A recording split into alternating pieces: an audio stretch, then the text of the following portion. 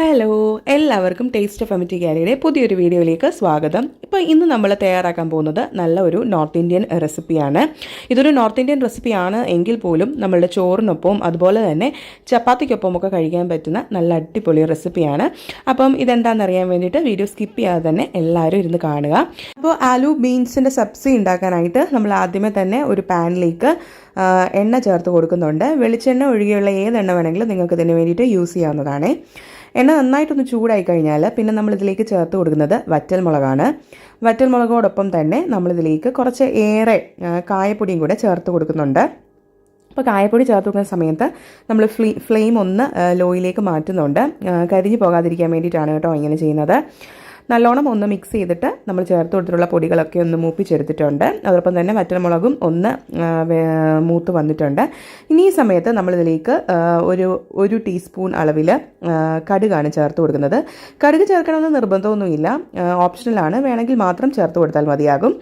നമ്മുടെ ഒരു south Indian touch കിട്ടാൻ വേണ്ടിയിട്ടാണ് ഞാനിവിടെ കടുക് ചേർത്ത് കൊടുത്തിട്ടുള്ളത്. കടുകൊക്കെ നന്നായിട്ടൊന്ന് പൊട്ടി വരട്ടെ. നന്നായിട്ടൊന്ന് പൊട്ടിക്കഴിഞ്ഞാൽ പിന്നെ നമുക്കിതിലേക്ക് നോർത്ത് ഇന്ത്യൻ ഫ്ലേവറിന് നമ്മൾ എൻഹാൻസ് ചെയ്യുന്ന ജീരകമാണ് ചേർത്ത് കൊടുക്കുന്നത്. ജീരകം നമ്മൾ കടുക് ചേർത്ത അതേ അളവിൽ തന്നെ എടുത്തിട്ടുണ്ട്. ഒട്ടും കുത്തലൊന്നും ഉണ്ടാവില്ല. നമ്മൾ ഈ ഒരു അളവിൽ തന്നെ എടുക്കാനായിട്ട് ശ്രദ്ധിക്കുക. അപ്പം നമ്മളുടെ കടുകും ജീരകവും എല്ലാം നല്ലോണം ഒന്ന് പൊട്ടി വരണം. നന്നായിട്ട് ഒന്ന് പൊട്ടിക്കഴിഞ്ഞാൽ പിന്നെ നമ്മൾ ഇതിലേക്ക് ചേർത്ത് കൊടുക്കുന്നത് ക്യൂബ്സായിട്ട് അരിഞ്ഞു വെച്ചിട്ടുള്ള പൊട്ടറ്റോ ആണ്. പൊട്ടറ്റോ ഇതുപോലെ കുഞ്ഞ് ക്യൂബ്സായിട്ടാണ് കേട്ടോ അരിഞ്ഞെടുക്കുന്നത്. ഒരുപാട് വലിപ്പമുള്ള കഷ്ണങ്ങളാക്കി നമ്മൾ അരിഞ്ഞെടുക്കുകയാണെങ്കിൽ വേവിക്കാൻ ഒരുപാട് സമയവും അതുപോലെ തന്നെ ഒരുപാട് എണ്ണയും ആവശ്യമായിട്ട് വരും. അപ്പോൾ നമ്മൾ ചെറിയ ക്യൂബ്സായിട്ട് തന്നെയാണ് ഇവിടെ പൊട്ടറ്റോ കട്ട് ചെയ്തെടുത്തിട്ടുള്ളത്. അതുകൂടെ നമുക്കിതിലേക്ക് ചേർത്ത് കൊടുക്കാം. പൊട്ടറ്റോ ചേർത്ത് കഴിഞ്ഞാൽ പിന്നെ നമുക്കിത് നല്ലോണം ഒന്ന് മിക്സ് ആക്കിയെടുക്കാം. നമ്മൾ ആ ഒഴിച്ചു കൊടുത്ത എണ്ണയെ വെച്ചിട്ട് തന്നെയാണ് നമ്മൾ ഈ പൊട്ടറ്റോനെ ഒന്ന് വേവിച്ചെടുക്കുന്നത്. അപ്പം നല്ല ഫ്ലെയിം നന്നായിട്ട് ലോയിലാക്കിയതിന് ശേഷം നമുക്ക് ഒന്ന് അടച്ച് വെച്ച് കഴിഞ്ഞാൽ കുറച്ച് ടൈം എടുക്കുമെങ്കിലും നമുക്കിത് നന്നായിട്ട് തന്നെ വെന്ത് കിട്ടുന്നതാണ്. ഇനി നിങ്ങൾക്ക് വേവാൻ അല്പം ടൈം എടുക്കുന്നുണ്ട് എന്ന് തോന്നുവാണെങ്കിൽ കുറച്ച് വെള്ളം ഒന്ന് സ്പ്രിങ്കിൾ ചെയ്ത് കൊടുത്തതിന് ശേഷം ഇതുപോലെ ഒന്ന് അടച്ച് വെച്ച് കുറച്ച് നേരം ഒന്ന് കുക്ക് ചെയ്താൽ മതിയാകും. ഒരുപാട് എണ്ണ യൂസ് ചെയ്യാതെ നമുക്ക് നമ്മളുടെ മെഴുക്ക് പുരട്ടിയോ ഒക്കെ ആക്കാൻ വേണ്ടിയിട്ടുള്ള ഒരു ടെക്നിക്കാണിത് കേട്ടോ. അപ്പോൾ ഇങ്ങനെ തന്നെ ഒന്ന് ട്രൈ ചെയ്ത് നോക്കാം. അപ്പോൾ നമുക്ക് കുറച്ച് നേരം ആയിട്ടുണ്ട്. അപ്പോൾ ഞാൻ കുറച്ച് വെള്ളമൊക്കെ ഒന്ന് സ്പ്രിങ്കിൾ ചെയ്ത് കൊടുത്തിട്ടുണ്ടായിരുന്നു. അല്പം കൂടെ ഒന്ന് വേവാനായിട്ടുണ്ട്. നമുക്കിത് അടച്ച് വെച്ച് കുറച്ച് നേരം കൂടെ ഒന്ന് കുക്ക് ചെയ്തെടുക്കാം. ഒരു 10-12 മിനിറ്റ് ഞാനിങ്ങനെ ലോ ഫ്ലെയിമിൽ വെച്ചിട്ടുണ്ടായിരുന്നു. ഞാൻ ഉപ്പ് ചേർക്കാൻ മറന്നു പോയിട്ടുണ്ടായിരുന്നു. അപ്പോൾ അതുകൊണ്ട് ഈ ഒരു സമയത്ത് ഞാൻ അതിലേക്ക് ഉപ്പ് ചേർത്ത് കൊടുക്കുന്നുണ്ട്. നിങ്ങൾ ആ പൊട്ടറ്റോ ഒക്കെ നമ്മൾ എണ്ണയ്ക്കകത്തിട്ട് മൂപ്പിക്കുന്ന ആ സമയത്ത് തന്നെ ഉപ്പ് ചേർക്കാനായിട്ട് ശ്രദ്ധിക്കുക കേട്ടോ. ഞാൻ മറന്നു പോയതുകൊണ്ടാണ് ഈ ഒരു സമയത്ത് ഇതിലേക്ക് ചേർത്ത് കൊടുക്കുന്നത്. അപ്പോൾ അതേ കണ്ടില്ലേ, നമ്മളുടെ പൊട്ടറ്റോ ഒക്കെ ഒരു 60% കുക്കായിട്ടുണ്ട്. ഈ ഒരു സമയത്താണ് നമ്മൾ കട്ട് ചെയ്ത് വെച്ചിട്ടുള്ള നമ്മളുടെ ബീൻസ് ചേർത്ത് കൊടുക്കുന്നത്. എന്നിട്ട് നമുക്കൊന്ന് നന്നായിട്ട് മിക്സ് ആക്കി കൊടുക്കാം. കുറച്ച് നേരം നമുക്ക് നമ്മൾ ചേർത്ത് കൊടുത്ത എണ്ണയിൽ കിടത്തിയിട്ട് ഈ ബീൻസിനെ ഒന്ന് ഫ്രൈ ആക്കി എടുക്കണം. ഒരുപാടൊന്നും ഫ്രൈ ആക്കി എടുക്കണ്ട. ചെറുതായിട്ട് ഒരു 2-3 മിനിറ്റ് ഒന്ന് സോട്ട് ചെയ്തെടുത്താൽ മതിയാവുമേ. നമ്മളൊരു 2-3 മിനിറ്റ് സോട്ട് ചെയ്തെടുത്തിട്ടുണ്ട്. ഇനി ഈ സമയത്ത് നമുക്കിതിലേക്ക് കുറച്ച് പൊടികൾ ചേർത്ത് കൊടുക്കേണ്ടതായിട്ടുണ്ട്. ആദ്യമേ തന്നെ ഇതിലേക്ക് ചേർത്ത് കൊടുക്കുന്നത് ഒരു 1/2 ടീസ്പൂൺ അളവിൽ മഞ്ഞൾ പൊടിയാണ്. പിന്നെ നമുക്ക് എരിവിന് ആവശ്യത്തിനുള്ള മുളക് പൊടി ചേർത്ത് കൊടുക്കണം. ഞാനിവിടെ 1 ടീസ്പൂൺ അളവിൽ മുളക് പൊടിയാണ് ചേർത്ത് കൊടുത്തിട്ടുള്ളത്. ഇത് അധികം എരിവില്ലാത്ത മുളക് പൊടിയാണ് കേട്ടോ ചേർത്ത് കൊടുത്തിട്ടുള്ളത്.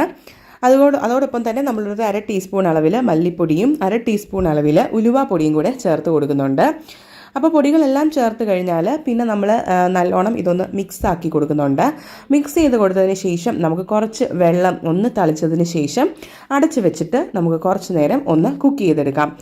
അപ്പം ഇങ്ങനെ വെള്ളം ഒഴിച്ച് ചെയ്യുന്നതിന് താല്പര്യമില്ലാത്തവരാണെങ്കിൽ നമുക്കിനകത്ത് കുറച്ചും കൂടെ എണ്ണ ഒഴിച്ചിട്ട് ആ എണ്ണയിൽ നമുക്കൊരു ലോ ടു മീഡിയം ഫ്ലെയിമിൽ കീപ്പ് ചെയ്തിട്ട് ഒരു 7-8 മിനിറ്റും കൂടെ നമുക്ക് ഇതുപോലെ ഒന്ന് സ്ലോ കുക്ക് ചെയ്തെടുത്ത് കഴിഞ്ഞാൽ തന്നെ നമ്മൾ ചേർത്തുള്ള ബീൻസും അതുപോലെ തന്നെ ബാക്കിയുള്ള വേവാനുള്ള പൊട്ടറ്റോയും നല്ലോണം വെന്ത് കിട്ടുന്നതായിരിക്കും. അപ്പം ഞാനിവിടെ കുറച്ച് വെള്ളം ഒന്ന് തളിച്ച് കൊടുക്കുന്നുണ്ട്. അതിനുശേഷം മാത്രം ഇത് അടച്ച് വെച്ചിട്ട് കുറച്ച് നേരം ഒന്ന് കവർ ചെയ്ത് കുക്ക് ചെയ്തെടുക്കുന്നുണ്ട്. ഈ സമയത്ത് ഫ്ലെയിം എപ്പോഴും ലോയിൽ തന്നെ കീപ്പ് ചെയ്യാനായിട്ട് ശ്രദ്ധിക്കണം. അല്ലെങ്കിൽ പെട്ടെന്ന് തന്നെ ഇതെല്ലാം കരിഞ്ഞു പോകാനായിട്ടുള്ള ചാൻസ് ഉണ്ട്. അപ്പോൾ ഇതേ നമ്മളുടെ ബീൻസും അതുപോലെ തന്നെ പൊട്ടറ്റോ ഒക്കെ ആവശ്യത്തിന് വെന്തിട്ടുണ്ട്. ഇനി നമുക്ക് അവസാനമായിട്ട് ഇതിലേക്ക് ചേർത്ത് കൊടുക്കേണ്ടത് സാമ്പാർ പൊടിയാണ്. അതും 1 ടീസ്പൂൺ അളവിൽ ചേർത്ത് കൊടുക്കുന്നുണ്ട് കേട്ടോ. അപ്പോൾ ഇങ്ങനെ സാമ്പാർ പൊടി ചേർത്ത് ഇതിങ്ങനെ ട്രൈ ചെയ്യുമ്പം ഒരു പ്രത്യേക ടേസ്റ്റാണ് നമ്മളുടെ ഈ ഒരു റെസിപ്പിക്ക്. ഇതൊരു ഒത്തൻറ്റിക് ആയിട്ടുള്ള ഒരു നോർത്ത് ഇന്ത്യൻ റെസിപ്പിയാണ്. പിന്നെ ഇതിലേക്ക് ഒരു സാധനം കൂടെ ചേർത്ത് കൊടുക്കുന്നുണ്ട്. അത് നമ്മളുടെ ആംചൂർ പൗഡറാണ്. അപ്പോൾ നിങ്ങളുടെ കയ്യിൽ ഉണ്ടെങ്കിൽ നിങ്ങൾക്കത് ചേർത്ത് കൊടുക്കാം. എൻ്റെ കയ്യിൽ ഇത് ഉണ്ടായിരുന്നില്ല, അപ്പോൾ അതുകൊണ്ട് തന്നെ ഞാൻ അത് ചേർത്ത് കൊടുത്തിട്ടില്ല. അപ്പോൾ നിങ്ങളുടെ കയ്യിലുണ്ടെങ്കിൽ അതും കൂടെ ഒന്ന് ചേർത്ത് കൊടുത്തേക്കാം. ചേർത്ത് കൊടുത്തില്ലെങ്കിലും നല്ല ടേസ്റ്റിയാണ് കേട്ടോ ഈ ഒരു സംഭവം. അപ്പം നന്നായിട്ട് നമുക്കൊന്ന് മിക്സ് ചെയ്തെടുക്കാം. ഇനി അവസാനമായിട്ട് നമുക്ക് വേറൊരു സാധനം കൂടെ ഇതിലേക്ക് ചേർക്കാനുണ്ട്. അതൊന്നുമല്ല, നമ്മൾ സാധാരണയായിട്ട് നമ്മൾ നോർത്ത് ഇന്ത്യൻ റെസിപ്പികളിലൊക്കെ നമ്മൾ ഉപയോഗിക്കാറുള്ള കസൂരി മേത്തിയാണ്. അപ്പോൾ അത് ചെറുതെ ഒരു എമൗണ്ട് എടുത്തിട്ടുണ്ട് ഞാൻ കേട്ടോ. അതിന് പ്രത്യേകിച്ച് അളവൊന്നുമില്ല, നിങ്ങൾക്ക് ഇഷ്ടമുള്ള അനുസരിച്ച് ചേർത്ത് കൊടുക്കാം. ഒരുപാട് കൂടുതലൊന്നും ആവരുത്. ഈ ഒരു അളവിലൊക്കെ ചേർത്ത് ഇതുപോലെ കൈകൊണ്ടൊന്ന് ക്രഷ് ചെയ്തതിന് ശേഷം മാത്രം നമ്മുടെ റെസിപ്പിയിലേക്ക് ആഡ് ചെയ്യാനായിട്ട് ശ്രദ്ധിക്കുക. അപ്പോൾ ഇത്രയേ ഉള്ളൂ നമ്മളുടെ അടിപൊളിയായിട്ടുള്ള ആലു ബീൻസ്. അപ്പം ഇത് ചോറിൻ്റെ കൂടെ മാത്രമല്ല, ചപ്പാത്തിയുടെ കൂടെയൊക്കെ കഴിക്കാൻ പറ്റിയ നല്ല അടിപൊളി ഒരു കോമ്പിനേഷനാണ്. അപ്പം ഇതുവരെ നിങ്ങൾ ഇങ്ങനെയൊന്നും ട്രൈ ചെയ്തിട്ടില്ല എങ്കിൽ തീർച്ചയായിട്ടും ഇങ്ങനെയൊന്ന് ട്രൈ ചെയ്ത് നോക്കുക. അപ്പോൾ നമ്മളുടെ ബീൻസൊക്കെ ആവശ്യത്തിന് വെന്തിട്ടുണ്ട്. പിന്നെ അല്പം കൂടെ മൊരിഞ്ഞ് കിട്ടണമെന്ന് ആഗ്രഹമുള്ളവരാണെങ്കിൽ കുറച്ച് നേരം കൂടെ ഇതുപോലെ ഒന്ന് സ്ലോ കുക്ക് ചെയ്തെടുത്താൽ മതിയാകും. അപ്പോൾ ഞാൻ ഈ ഒരു പരുവത്തിലാണ് കേട്ടോ എടുക്കുന്നത്. പിന്നെ ഉപ്പ് ഇത്തിരി പോരാകയായിട്ട് തോന്നിയത് കൊണ്ട് ഒരല്പം ഉപ്പും കൂടെ ഒന്ന് ചേർത്ത് കൊടുക്കുന്നുണ്ട്. നല്ലോണം ഒന്ന് മിക്സ് ആക്കിയും കൊടുക്കുന്നുണ്ട്.